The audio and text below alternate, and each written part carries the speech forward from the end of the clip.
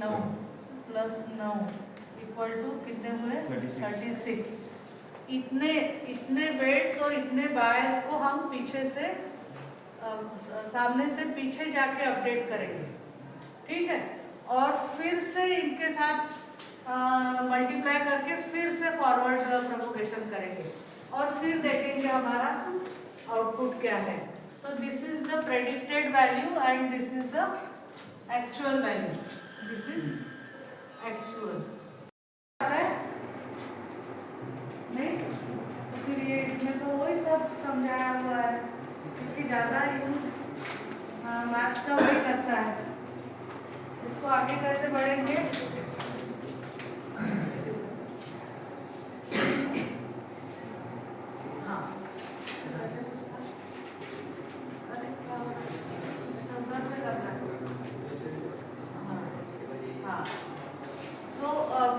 First we will see, अभी जैसे हमने देखा machine learning is part of AI, है ना, है ना, और deep learning is part of machine learning. तो एक बड़ा गोल निकाला तो उसमें एक छोटा गोल इज मशीन लर्निंग, और मशीन लर्निंग के गोल में एक और गोल है डीप लर्निंग, है ना।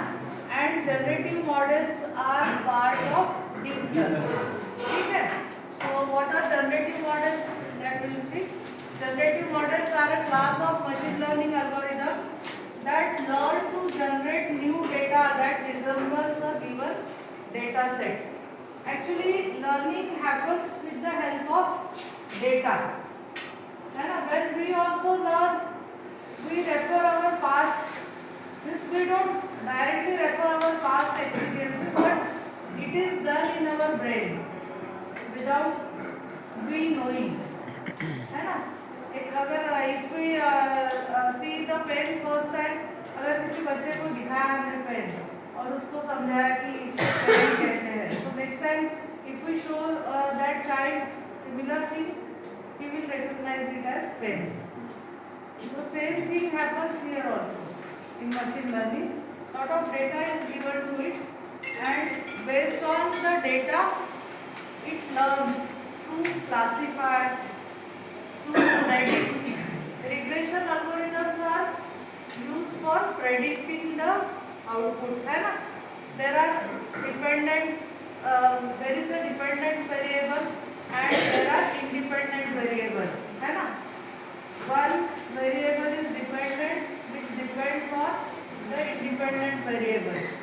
If you want to predict the cost of a house and if the data contains like square feet, then a number of bedrooms, then square feet of plot, square feet of the constructed house, area where the house is located, ये सब data जो है these are independent data, and इन सब data पर base हमको क्या निकालना है, what will be the cost of the house, that is dependent data. It will depend on this independent data, and that is called as the predicting feature. ये predicting feature और labeled feature depends on the independent features, ठीक है। तो जितना ज़्यादा data रहेगा उतना वो मॉडल हमारा जो है it will predict the output without error, क्योंकि वो उसको लर्न करेगा ना, वो एक पैटर्न उसमें से it will recognize कि ये ऐसा रहा तो इतना रहेगा, ऐसा रहा तो इतना रहेगा। तो इस तरह से data is very important in machine learning. Small data sets are required. Small means not very small, like 4-500-1000 ऐसे डेटा सेट रहते हैं। That data set is divided into 2 parts, training data and testing data, है ना। So training data is say 60 to 70% and testing data is 30%. तो training data पर जब model is trained, then it is tested using the testing data कि वो बराबर predict कर रहा है या नहीं। If it is predicting properly, then we say that the model is trained, है ना। And in deep learning, what we require is we require 1500 से नहीं होगा, 10,000 लगेगा। तो this particular generative models what they do, they generate the data similar to the actual data. Many times actual data is not available, so we have to the data that is generated artificially is called as synthetic data. तो क्या करते हैं, synthetic data बनाते हैं. So these models are expert in generating data. That's why they are called as generative models. So generative models are a class of machine learning and use that knowledge to generate new synthetic data. These models are particularly useful in fields like image generation, natural language processing, and so nowadays we have many applications which are very क्या बोलते हैं उसको, very means we cannot identify कि ये data images are also generated in such a way कि they look like the real image, है ना. Nowadays videos are generated.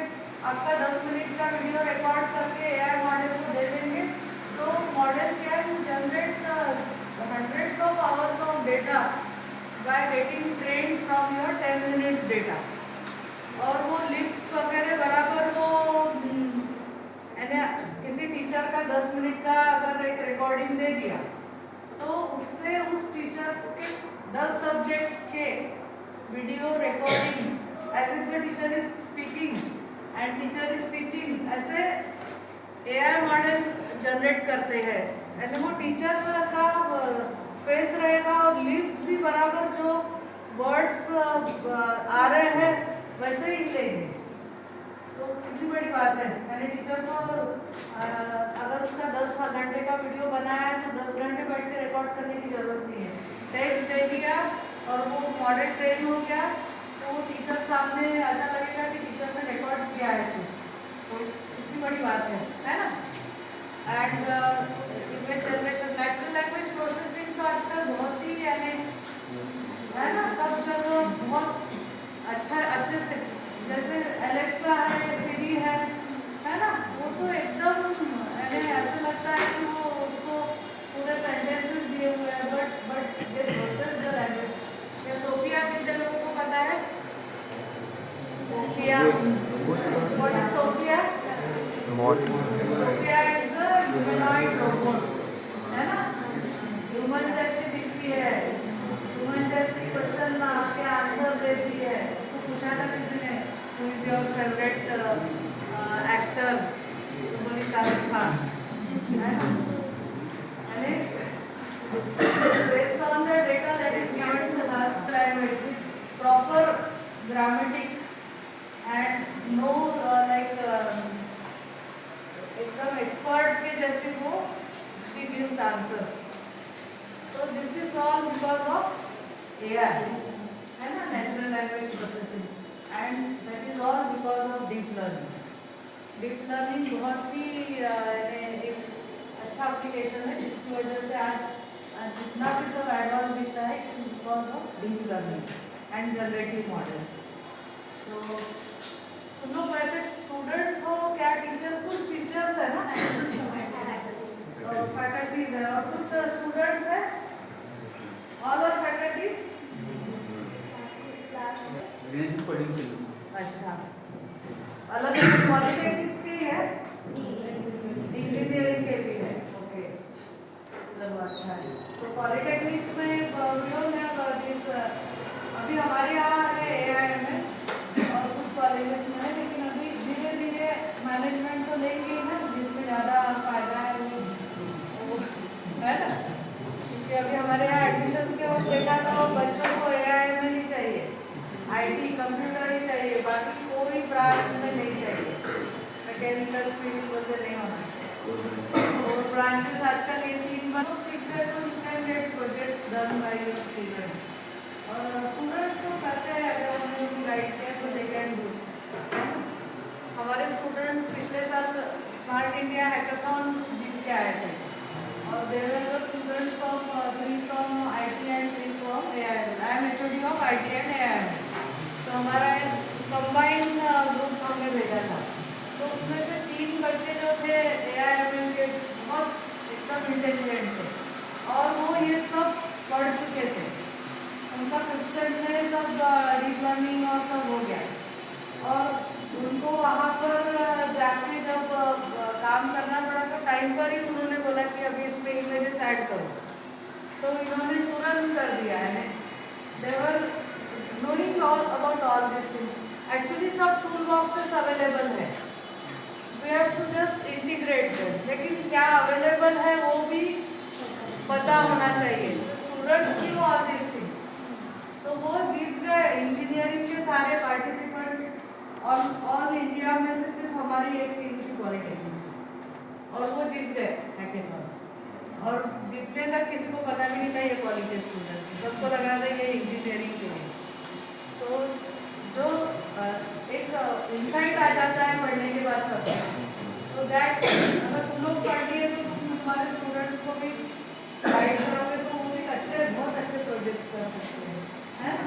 You should learn. अभी तुम लोग ये FDP के बाद you will get lot of insight कि अभी काफ़ी तुमने सब्जेक्ट्स पढ़े ना, तो उसको आगे चल के तुम कुछ कोर्सेस है कोर्सेरा के या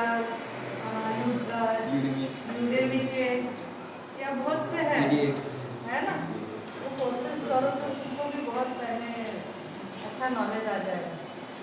अदरवाइज जब तक अपना टीचर का क्या रहता है, जब ऑल दिस फिर हमने डिज़ाइन किया सिलेबस और सब किया, लेकिन अपने को थोड़ा इंटरेस्ट होना चाहिए, है ना।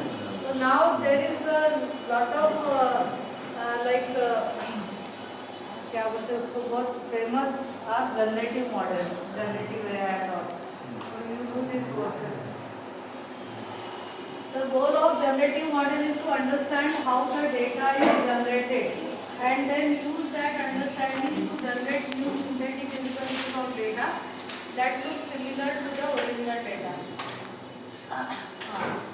Types of generative models. So these are the 3: variational, autoencoder, generative adversarial networks, autoregressive models like GPT. Chat GPT कितने लोग यूज करते हैं, है ना। स्टूडेंट्स ज़्यादा यूज करते हैं, है ना। असाइनमेंट दे दो तो स्टूडेंट्स क्या करते हैं, चैट जीपीटी को पूछते हैं। तो chat GPT is auto regressive model. Then LSTM based models, these are for natural language processing, generating the next word based on the context of the initial words. जैसे कोई बात कर रहा है कि अगर खुद के बारे में बात कर रहा है कि I am from Nagpur and I have this, I have done this, I have done that, और आखिरी में अगर उसने पूछा मॉडल को कि व्हाट इज माय लैंग्वेज, तो मॉडल ने क्या देखना चाहिए, नागपुर है, it is located in Maharashtra, तो इसकी लैंग्वेज मराठी। तो उसको ये पूरे कंटेक्स्ट का स्टडी करके it should be able to answer. उसने ऐसा नहीं बोलना चाहिए कि हो सकता है गुजराती भी हो, लेकिन महाराष्ट्र में रहने वाले is expected to speak in Marathi, तो उसने वो बोलना चाहिए कि यू स्पीक मराठी, ऐसा। तो वो पूरा स्टडी करके लाइक वी थिंक, है ना, वैसे machines are also thinking and giving answers. So we will see what is this variational autoencoders. इसको थोड़ा फास्ट हो गया क्योंकि अभी लेट शुरू हुआ ना हमारा, actually there but which depends on many other variables. अगर किसी को पूछा कि हम कभी कभी बोलते हैं कि the student is very intelligent, तो इंटेलिजेंस उसका काय पर डिपेंड है, उसके मार्क्स, उसके अदर एक्टिविटीज में पार्टिसिपेशन, उसका सिंसियर होना, उस पर डिपेंड नहीं है इंटेलिजेंस। लेकिन लेट अस अज्यूम, है ना, सिंसियर बच्चे सारे इंटेलिजेंट होते हैं ऐसा नहीं है, लेकिन let us assume. So this marks या अदर एक्टिविटी का पार्टिसिपेशन आर डायरेक्ट वेरिएबल्स, लेकिन उन पर डिपेंड है, उन पर बेस्ड क्वालिटी पूछी तो intelligence. So intelligence is like latent variable. तो ऐसा वेरिएबल जो डायरेक्ट नहीं है उस पर जो उसके हिसाब से जो जनरेट करता है, that is variational auto encoder. And this is depending, they are generally using probability theory, है ना। मैथ्स का क्या यूज है, ऐसा हमारा लेक्चर है। तो probability is being used here and they are used in image generation, anomaly detection, semi-supervised learning. They allow for generating new samples similar to training data and can be used to generate new images, text or other forms of structured data. So these generative models, they are generating the data which is similar to the given data set, but there also they have like different qualities.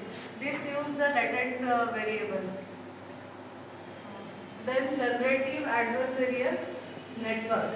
So these are another type where we have two networks, a generator and a discriminator. एक generate करेगा और दूसरा discriminate करेगा कि उसमें वो generator को क्या करना है, generator has to fool the discriminator. जो जनरेटेड डेटा है वो डिस्क्रिमिनेटर को लगना चाहिए कि ये एक्चुअल डेटा है, ठीक है। And both are trained at the time and when this happens we say that the model is trained, ठीक है। The generator and discriminator are in a game theoretic setting where the generator tries to fool the discriminator and the discriminator tries to correctly classify real and fake data, ठीक है। तो ये अगर उसने identify किया कि दिस डेटा इज जनरेटेड या fake, तो that data goes back to the generator, generator generates new data which the discriminator can not discriminate, ठीक है। समझ रहा है ना। यानी कोई अगर तुमको बहुत क्या बोलते, फोकनाड़ा बोलते ना कोई बहुत फोकनाड़ा मार रहा तुम्हारे सामने और तुमको लग रहा सचमुच, तो दैट पर्सन इज सक्सेसफुल।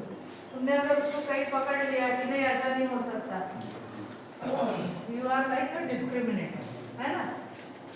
वो जनरेटर है, वो बोल रहा मैं चाँद पे गया था, फिर मैं उस दिन मैंने ऐसे ही एक वीडियो कुछ व्हाट्सएप पे आया था कि वो चांद को खींच रहे हैं और चांद नीचे आ रहा, ऐसा हो गया। यानी ऐसा पॉसिबल ही नहीं है, पर वो वीडियो कोई सीरीज का था, सीरियल का था। तो ये अपन नहीं हजम कर सकते ना, ऐसा नहीं होना चाहिए। तो डिस्क्रिमिनेटर को लगता है हाँ लाया होगा इन्होंने चांद को, है ना। During training, the generator's goal is to maximize the probability of the discriminator being incorrect. And it should generate the data in such a way that the discriminator finds everything as correct या जो होना चाहिए। And while the discriminator's goal is to maximize its ability to distinguish between real and fake samples. तो ये दोनों के training side by side चलते रहते हैं। और इसका एप्लीकेशन क्या है, image generation, generating realistic images from random noise, style transfer, turning photographs into paintings, है ना। फोटोग्राफ्स दिए हुए हैं तो उसको पेंटिंग जैसा टच आजकल करते हैं ना, so that is using the GAN। Then image to image translation, converting black and white images to colours. तो अभी हमारी जो टीम फिर से इस साल SIH में रहने वाली है, उनका गोल है converting black and white image taken by satellite into colour. तो एक कुछ भी ऐसा सैंपल कलर्ड इमेज देते हैं, उस पर से वो लर्न करता है कि कौन सा कलर किस चीज़ को, जैसे ट्रीज को ग्रीन कलर होना चाहिए, तो जब उसको कोई भी इमेज देंगे तो ट्रीज को बराबर ग्रीन कलर देगा। फिर घर को कोई भी कलर हो सकता है तो घर को कोई भी कलर देगा। फिर रोड है तो रोड को थोड़ा ग्रेइश कलर होना चाहिए, तो वो सैंपल इमेज कुछ भी रहेगी उसमें से वो ट्रेन होगा। और फिर जो भी हम इमेज देंगे उसको फाइनल, उसको वो बराबर कलर करेगा। Super resolution, increasing the resolution of images. तो ये रेजोल्यूशन ऑफ इमेज यानी हर एक पिक्सल के आजू बाजू का रेजोल्यूशन उसको बढ़ा के रेजोल्यूशन बढ़ाना है। So all this is done by GAN, Generative Adversarial Network. Each data point depends on the previously generated data points. It is mostly used in NLP. जैसे यहाँ पर एप्लीकेशन दिया है text generation, generating coherent paragraphs और creative writing.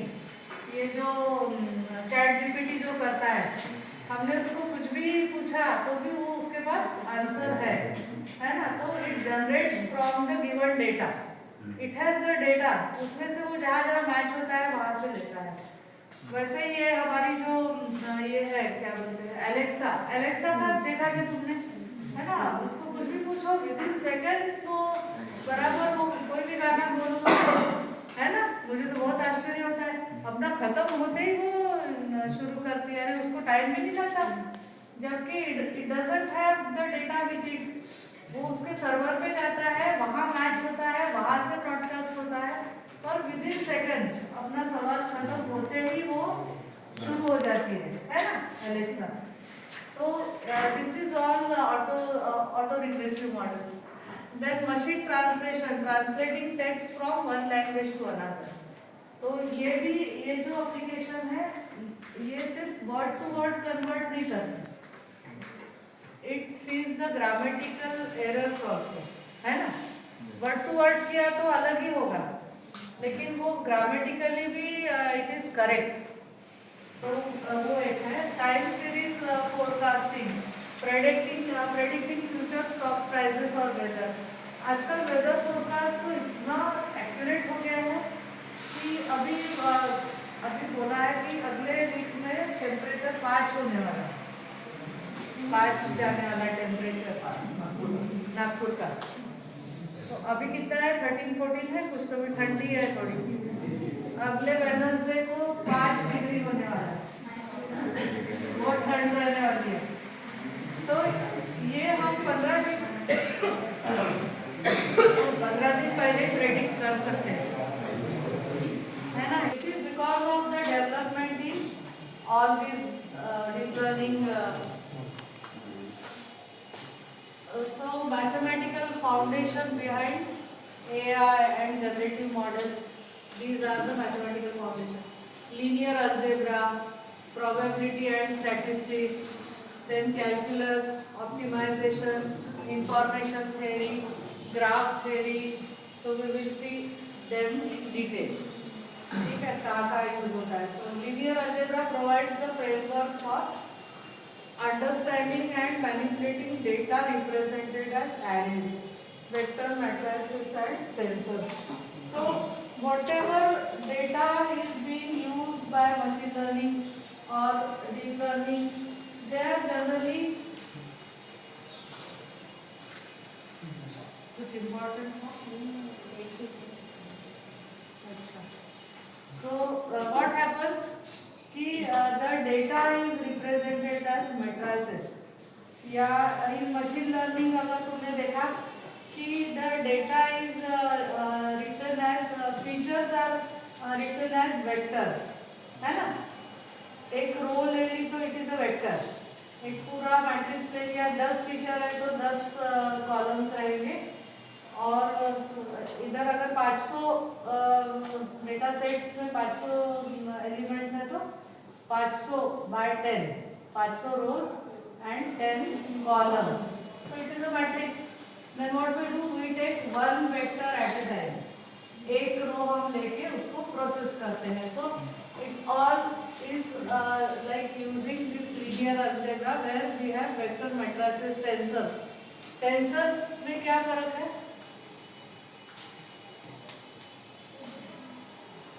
They are used by Python. कितने लोग use करते हैं? कोई भी नहीं. तुमको सब्जेक्ट भी नहीं है क्या? है ना? अच्छा, तुम लोग नहीं पढ़ा.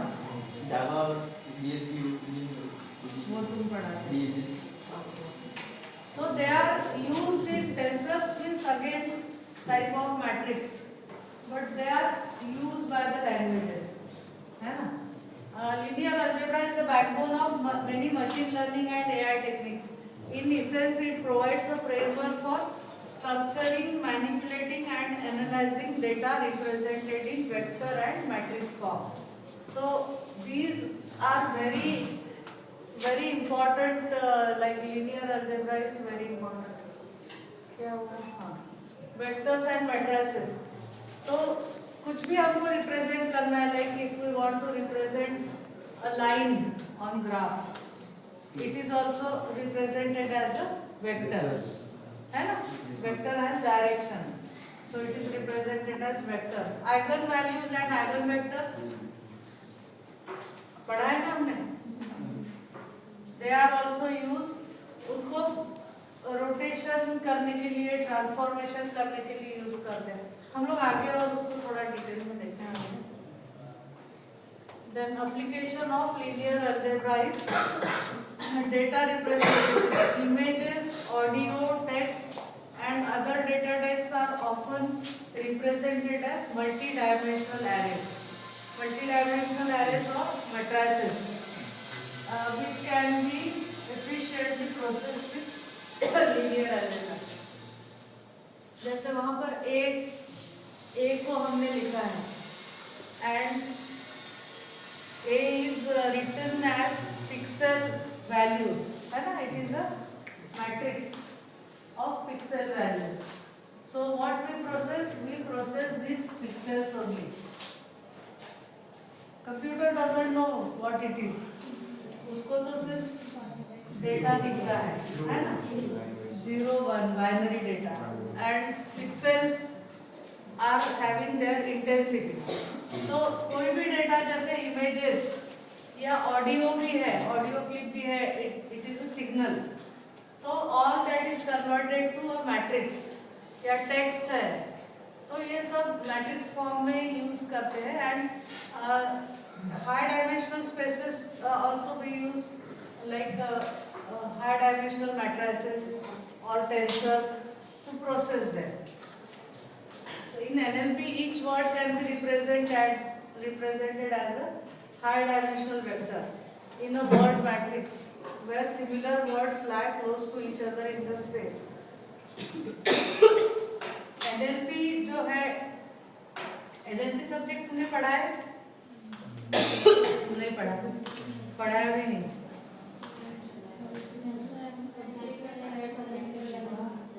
हाँ,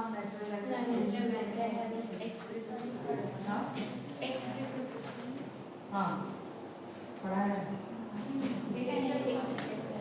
डेटा एनालिटिक्स कौन से इसमें है? Data analytics. अच्छा, हाँ, डेटा एनालिटिक्स में ये सब आता है ना? तो NLP is very like, NLP में नेचुरल लैंग्वेज में जो ग्रामर है, सिंटैक्स है, इन सबका ध्यान देके ऐसा who are you को अगर हमने are you who ऐसा लिखा तो नहीं सब चलता है ना? उसको who are you with question mark ऐसा ही लिखना पड़ेगा. तो ये सब उसमें आता है. So let us not delve into this. Then we have dimensionality reduction and feature extraction. In like machine learning we have many features, है ना? वो फीचर्स पर ही based, features are the independent variables. उसमें से एक फीचर जिसको हम डिपेंडेंट बोलेंगे, it is the predictor variable, है ना? It predicts the value. तो ये फीचर्स अगर बहुत सारे रहे और हमको प्रोसेसिंग में मुश्किल हो रहा है, और कभी कभी क्या होता है, कुछ features are useless.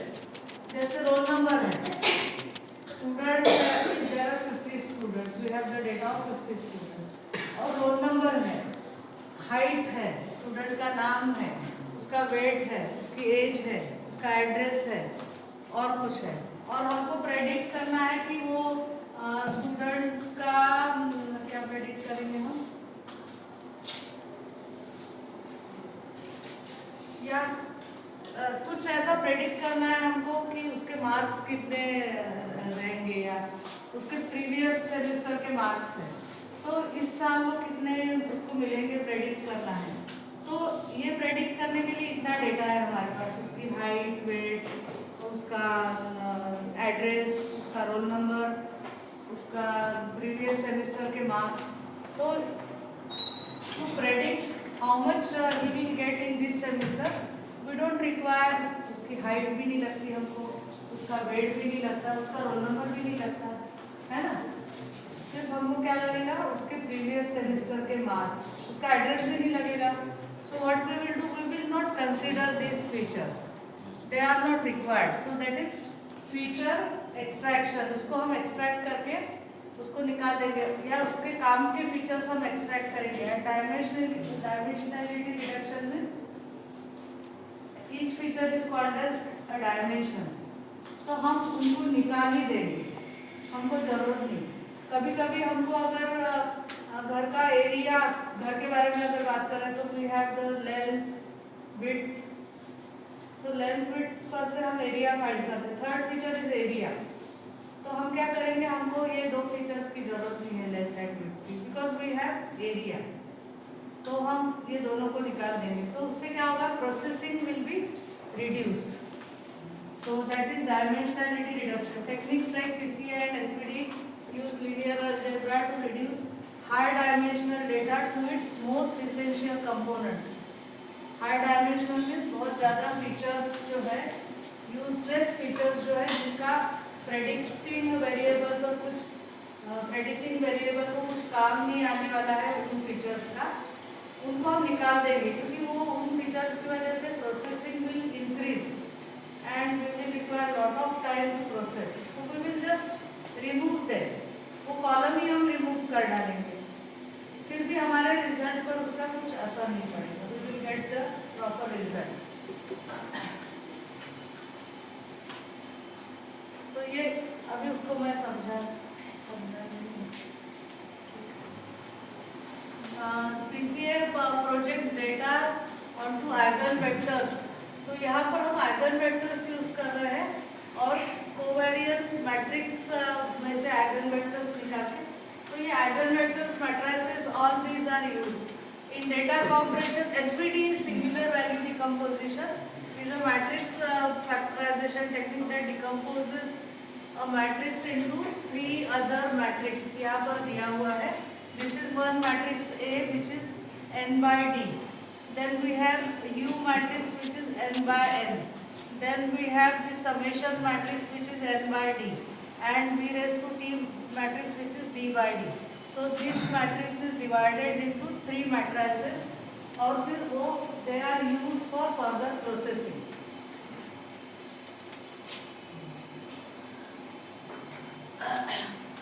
So these are the applications of linear algebra in AI. Feature extraction, जो मैंने बोला, PCA is commonly used for feature extraction in machine learning. Instead of using all original features, PCA helps select a reduced set of features that capture the most significant information in the data. जो important information है वो retain करके बाकी की information reduce करेंगे। क्या हुआ?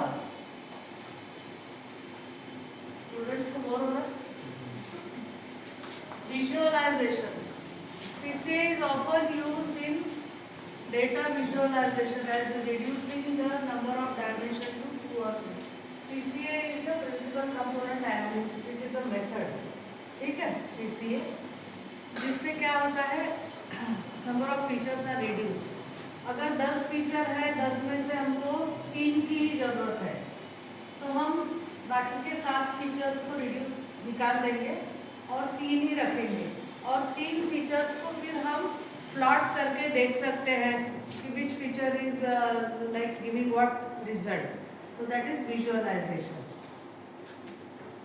An image is typically represented as matrix where each entry corresponds to a pixel's intensity value और color. तो ये जो है इमेज प्रोसेसिंग में जो images जो है they have their intensity values. If it is a colored image then we have 3 matrices R, G and B, है ना. एक रेड कलर के लिए ये तीनों कलर मिलके ही कोई भी कलर बनता है. और ग्रे स्केल इमेज है तो 0 to 255. 0 will indicate white and 255 will indicate Black. Black. और फिर वो बाकी के शेड्स